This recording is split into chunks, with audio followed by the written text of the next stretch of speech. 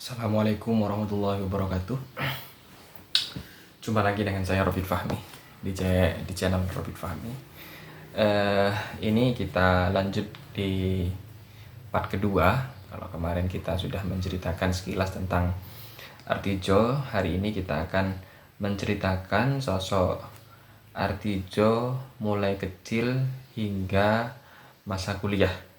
Dan ini sumbernya masih tetap sama. Saya membaca buku dari karya Haidar Musyafa dengan judul buku Sogok Aku Kau Kutangkap. Jadi Artijo ini kelahiran tahun 48. Dia terlahir dari orang tua yang sebagai petani tulen. Jadi memang keluarga Artijo ini sudah menjadi turun-temurun sebagai seorang petani. Kalau di sini diceritakan selain sebagai seorang petani, konon ada darah Sakera yang mengalir di darah sosok Artijo. Konon seperti itu yang diceritakan di sini. Jadi Sakera itu sebagaimana yang diceritakan oleh kakek Artijo ketika menceritakan sosok Sakera, bahwa Sakera itu aslinya dari Pasuruan. Namanya bukan Sakera tapi Sandiman. Jadi Sandiman ini yang diceritakan kepada Artijo bahwa itu adalah leluhurnya. Mungkin dari cerita-cerita kakeknya ini bahwa Sandiman itu adalah sosok yang membela kaum lemah pada waktu itu hingga akhir hayatnya meninggal di tiang gantungan karena diputus bersalah oleh pemerintahan Hindia Belanda. Gara-garanya karena Sandiman ini membela mati-matian pekerja kebun pada masa itu. Jadi karena pada waktu itu penjajah ingin mengambil tanah masyarakat untuk dijadikan kebun teh. Kebun teh ya? Kalau tidak salah kebun teh. Kebun teh apa ya? Lupa saya. Ingin dijadikan kebun dengan harga yang murah, pada intinya memaksa seperti itu. Kemudian melihat pekerja kebun itu yang ditindas oleh pemerintah Hindia Belanda, akhirnya Sandiman ini merasa terpanggil hatinya untuk membelanya. Suatu ketika pemerintah Hindia Belanda memanggil katakanlah preman untuk menghabisi Sandiman agar tidak merecoki pemerintah Hindia Belanda untuk mengambil tanah masyarakat. Tapi sekian preman yang hendak memburu Sandiman justru tewas ketika kedua belah pihak saling bertarung menggunakan celurit. Dari sana kemudian Sandiman dituduh telah melakukan pembunuhan hingga kemudian diburu kemana-mana. Sandiman ini tertangkapnya ketika dia pulang ke rumah ibunya di Pasuruan, di daerah Bangil. Di sana Sandiman diancam kalau Sandiman atau Sakera ini tidak menyerahkan diri maka ibunya akan dibunuh. Dari sana Sandiman kemudian menyerahkan diri hingga akhirnya diputus bersalah dan dihukum gantung. Dia meninggal di tiang gantungan. Mungkin cerita semacam ini yang diceritakan oleh kakeknya yang menjadi inspirasi bagi sosok Artijo Alkosar hingga dia kemudian menjadi pengacara jalanan, membela kaum rakyat jelata dan benar-benar menegakkan keadilan. Mungkin dari kisah-kisah semacam ini ketika dia masih kecil yang diceritakan oleh kakeknya. Ketika dia masih masuk SMP, Artijo ini termasuk anak yang suka mengembala. Jadi selain masih SMP, mengembala kambing. Jadi bapaknya itu memberikan Artijo ini kambing.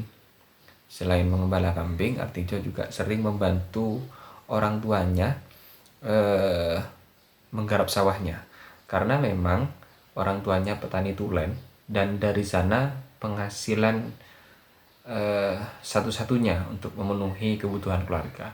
Selain seorang petani tulen, orang tua Artijo ini juga dikenal sebagai tokoh masyarakat atau sebagai guru ngaji.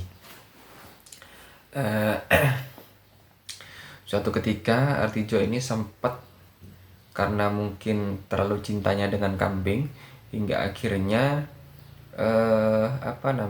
dia lupa belajar, terus kemudian lupa dengan membantu orang tuanya, hingga akhirnya kambingnya ini dijual oleh ayahnya. Karena Artijo ini tinggal di daerah Situbondo, daerah timur, daerah Asem Bagus, jadi semua kambing-kambingnya dijual. Lulus SMP, masuk SMA, Artijo ini bukan lagi minta kambing, tapi kepada orang tuanya minta sapi. Nah, sejurus kemudian setelah dibelikan sapi, Artijo pun seperti itu, karena memang dia cintanya dengan peliharaan atau dengan ternak. Dia lupa dengan segalanya kalau sudah memelihara ternak.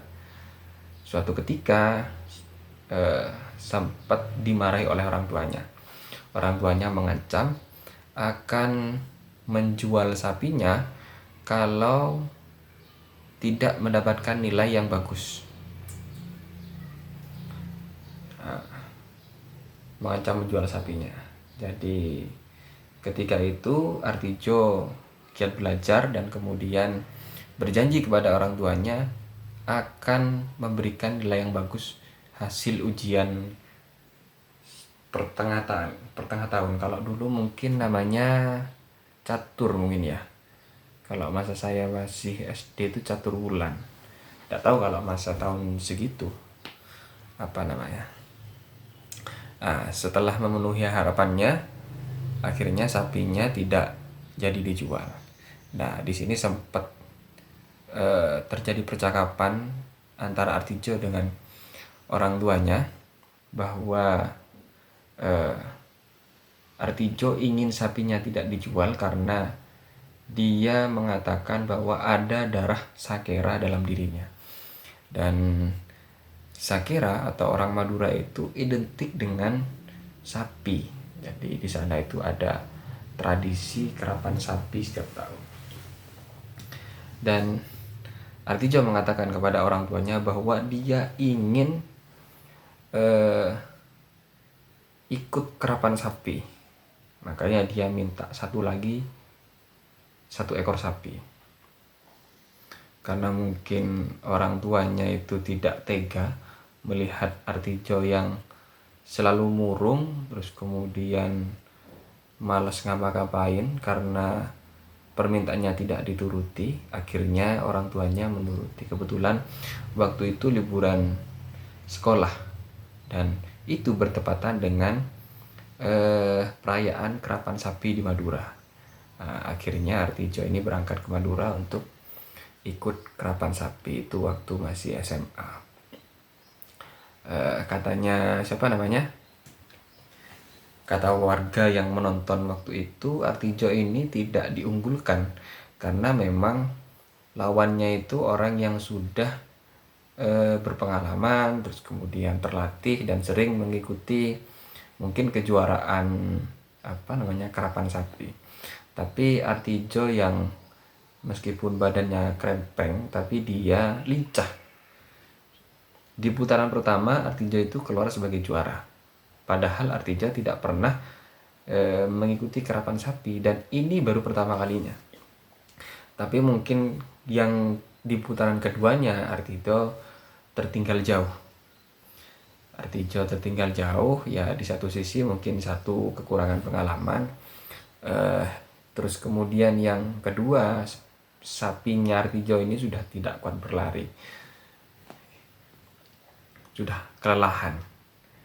Nah, setelah kalah dan kemudian Artijo merasa bahwa mungkin menjadi joki kerapan sapi itu bukan fashionnya, Artijo pun menyampaikan kepada orang tuanya bahwa saya tidak lagi ingin menjadi joki kerapan sapi. Saya ingin fokus pada belajar. Setelah itu, setelah kalah, terus kemudian pulang ke rumahnya ke Situbondo. Ketika masuk sekolah, Artijo bercerita kepada orang tuanya, bahwa di sekolah Artijo mengikuti ekstrakurikuler pertanian. Orang tuanya kaget, loh, Jo, kenapa kok mengikuti mengikuti ekstrakurikuler pertanian? Kalau hanya sekedar bertani, tidak perlu sekolah, biar ayah saja yang mengajarinya. Karena selama ini memang ayah Artijo itu tidak pernah sebagai petani itu belajar di sekolah. Jadi belajarnya secara otodidak dari turun-temurun orang tuanya. Tapi Artijo menjelaskan bahwa ilmu pertanian itu bukan segampang yang dipikirkan banyak orang. Bukan hanya sekedar menggarap sawah, terus kemudian memanen, terus kemudian menjual hasilnya, tidak. Tapi di sekolah apa yang dia terima dari gurunya, ternyata bertani itu juga selain menggarap sawah, menggarap lahan, menanam, kemudian memanen, di satu sisi juga ada ilmu yang namanya ilmu irigasi, terus kemudian ilmu manajemen, bagaimana mengolah pertanian ini tidak dijual secara mentah, tapi diolah kembali agar menjadi sesuatu yang lebih mahal nilainya. Terus kemudian ada lagi, banyak lagi yang dipelajari oleh Artijo, sehingga orang tuanya ini menerimanya atau mendukung Artijo untuk ikut ekstrakurikuler pertanian. Cita-cita Artijo, dia ingin memberikan sumbangsih kepada masyarakat di desanya yang memang di daerah Asem Bagus pada masa itu pertaniannya kekurangan air ketika musim kemarau. Begitupun setelah lulus SMA. Artijo mengatakan kepada orang tuanya bahwa dia ingin melanjutkan kuliah di jurusan pertanian. Tapi karena keterbatasan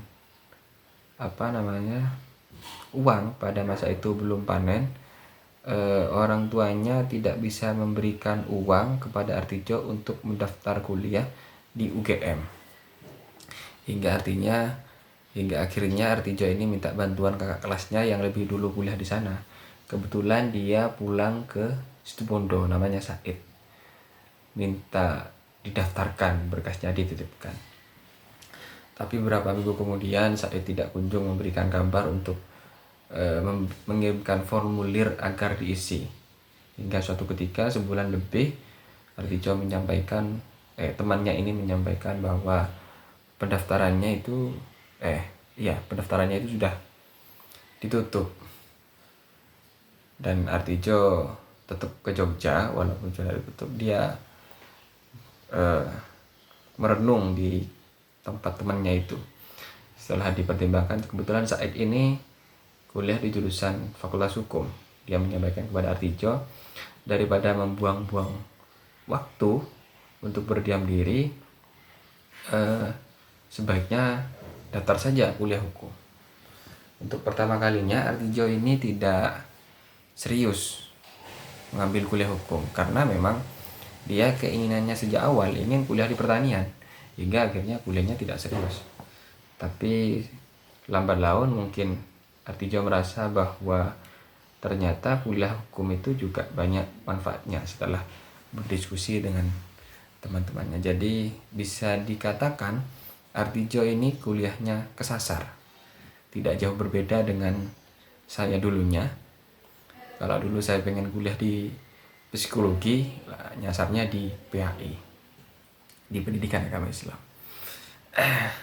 Artijo yang ingin kuliahnya di pertanian justru kuliahnya di hukum. Dan itu justru ya bukan baik sih kalau melihat sepak terjangnya dan hingga dia bisa menjadi ketua hakim MK kalau nggak salah. Dia serius, jadi kuliahnya serius dan memang sejak kecil itu orangnya punya prinsip.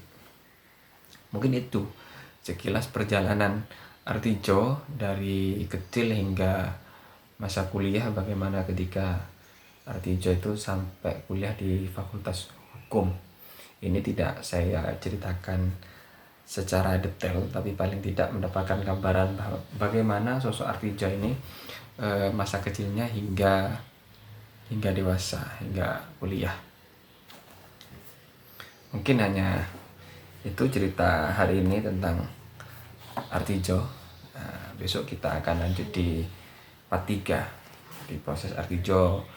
Kalau tidak salah di part 3 ini proses Artijo di organisasi, terus kemudian bagaimana Artijo itu sampai bisa menjadi hakim MA. Sekian dari saya. Kalau teman-teman suka dengan video atau konten-konten yang saya sampaikan tentang ulasan buku ini, teman-teman bisa mendukung channel ini dengan mensubscribe, terus kemudian bunyikan channelnya, bunyikan loncengnya, share juga kalau bisa. Sekian dari saya, terima kasih. Assalamualaikum warahmatullahi wabarakatuh.